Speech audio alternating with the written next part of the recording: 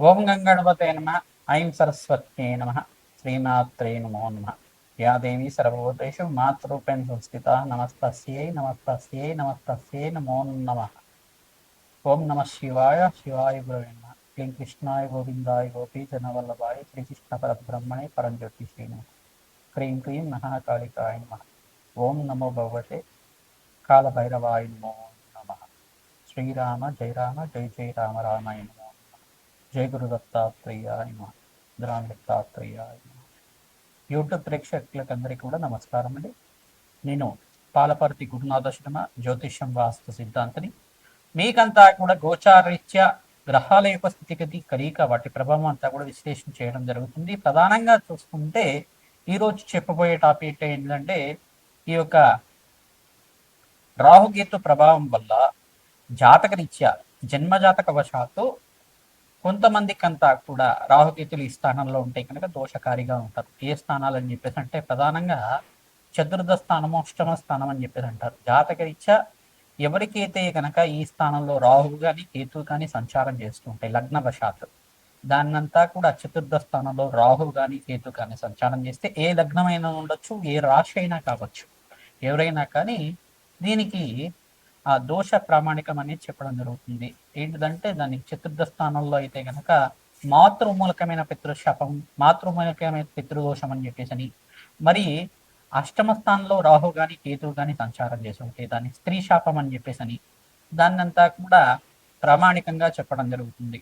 ప్రధానంగా చూసుకుంటే ఈ యొక్క అష్టమ స్థానంలో కేతు సంచారం చేసిన, ఈ యొక్క చతుర్థ స్థానంలో రాహు సంచారం చేసిన దాన్ని పితృదోషం కింద అంటారు. మరియు చతుర్థ స్థానం అంతా కూడా మాతృమూలకమైన స్థానం అని చెప్పడం జరుగుతుంది. అష్టమ స్థానం అంతా కూడా దీర్ఘ సుమంగళ యోగము, సౌభాగ్య స్థానము, అష్టమ స్థానం అనేది ఆయుస్థానం అని చెప్పేసి చెప్పడం జరుగుతుంది. ఆకస్మిక ధనలాభాన్ని ఇచ్చే స్థానంగా చెప్తుంది. మరియు ఆకస్మిక ధన వ్యయాన్ని ఇచ్చే స్థానంగా చెప్పడం జరుగుతుంది. కర్మ ఫలితాన్ని అనుభవించే విధంగా చేసే స్థానంగా చెప్తుంది. ఈ యొక్క స్థానాలను బట్టి ఫలితాలు అనేది మారుతూ ఉంటాయి అన్నమాట. ఈ యొక్క లగ్నవశాత్తు మీరు చూసుకోవాల్సి ఉంటుంది. మేషాది ద్వాదశ రాశుల వాళ్ళకి ఇప్పుడు చెప్పబోయే టాపిక్ ఏంటంటే స్త్రీ శాపం కానీ మాతృమూలకమైన పితృదోషం కానీ ఉంటే కనుక, మాతృమూలకమైన పితృదోషం కానీ మాతృమూలకమైన మాతృశాపం కానీ ఉంటే కనుక ఈ యొక్క జన్మజాతకంలో మీకు అంతా కూడా ఆలస్య వివాహం అవడం కానీ, లేకపోతే ఆలస్య సంతానం అవుతుండడం కానీ, ఈ యొక్క ఎదుగుదల లేకపోవడం కానీ, వృత్తిలో కానీ ఉద్యోగంలో కానీ ఎంత ప్రయత్నం చేసినా అనుకున్న స్థాయిలో ఎదుగుదల లేకపోవడం, ఆర్థికంగా కుంగిపోవడం, ఆర్థికంగా నష్టపోవడం కానీ జరుగుతూ ఉండడం, ప్రధానంగా ఆస్తి నష్టం పోవడం మీకంతా కూడా జరుగుతూ ఉంటుంది. ప్రధానంగా స్థిరాస్తి అంతా కూడా ఎంత ప్రయత్నం చేసినా కొనుక్కోలేకపోవడం, గృహయోగం అంతా కూడా ఎంత ప్రయత్నం చేసినా కొనుక్కోలేకపోవడం, భూ సంపద అంతా కూడా ఎవరి చేతిలో మీరంతా కూడా నష్టపోవడం అనేది జరుగుతూ ఉంటుంది అన్నమాట. ఎవరి వల్ల అయినా కానీ స్త్రీ శాపం కానీ ఇవన్నీ ఉంటాయి కనుక దీన్ని ప్రామాణికంగా అంతా కూడా జాతకరీత్యా ఉండే దోషాలకంతా కూడా జ్యోతిష సిద్ధాంతంతో మీ జాతకాన్ని అంతా కూడా జన్మ జాతకాన్ని విశ్లేషణ చేయించుకోవాలి.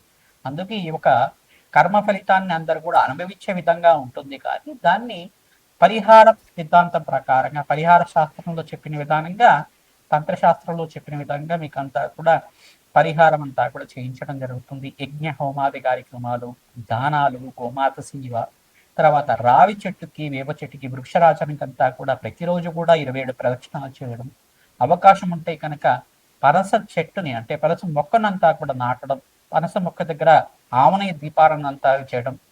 ఎవరైతే కనుక దేవాలయ ప్రాంగణంలో పనస మొక్కని అంతా కూడా నాటుతూ ఉంటారో మీకంతా కూడా సకల గ్రహ దోష నివారణ కలుగుతుంది. పితృశాపం నుంచి, మాతృమూలకమైన పితృదోషం నుంచి కానీ, మాతృమూలకమైన మాతృశాపం నుంచి కానీ బయటపడడానికి ఆస్కారం ఉంటుంది. సర్పదోషము, సర్పశాపం అంతా కూడా కారణం రాహుకేతులు అవుతారు. ఈ యొక్క స్త్రీ శాపం కానీ, మాతృమూలకమైన పితృదోషం కానీ, మాతృశాపం నుంచి బయటపడడానికి కానీ ఎటువంటి పరిహారాలు ఆచరించాలి, ఎటువంటి దోషాలంతా కూడా జన్మజాతకం వశాత్తు, లగ్న చక్ర వశాత్తు మేషాది ద్వాదశ రాశుల వాళ్ళకంతా కూడా వర్తిస్తాయి.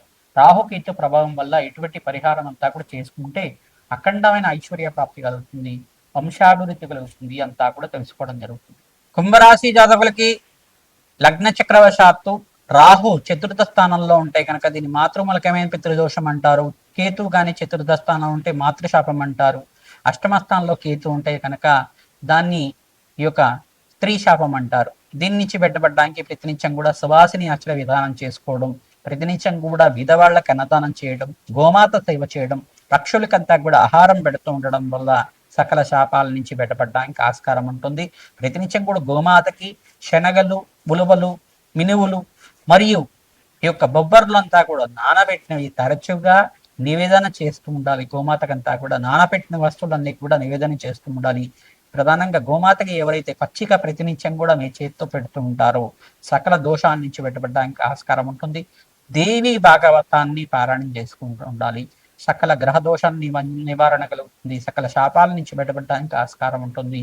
ఆర్థికంగా ఉన్నత స్థితి పెరగడానికి ఈ దోషాలంతా కూడా నివారణ చేసుకుంటే కనుక మీకంతా కూడా అఖండమైన ఐశ్వర్య ప్రాప్తి కలుగుతుంది. సకల సౌభాగ్యాలు లభిస్తుంటాయి. సువాసిని వచ్చే విధానంలో శనగల వాహనం చేసుకోవడం, ప్రధానంగా సువాసిని దేవికంతా కూడా మంగళగౌరి దేవి పూజ ఆచరించడం, ప్రతినిత్యం కూడా సువాసిని అర్చన విధానం చేసుకోవడం వల్ల అఖండమైన సౌభాగ్యం లభిస్తుంది. గురు పుష్యమి యోగంలో మీరంతా కూడా చేయండి, మంచి ఫలితాలు పొందుతారు.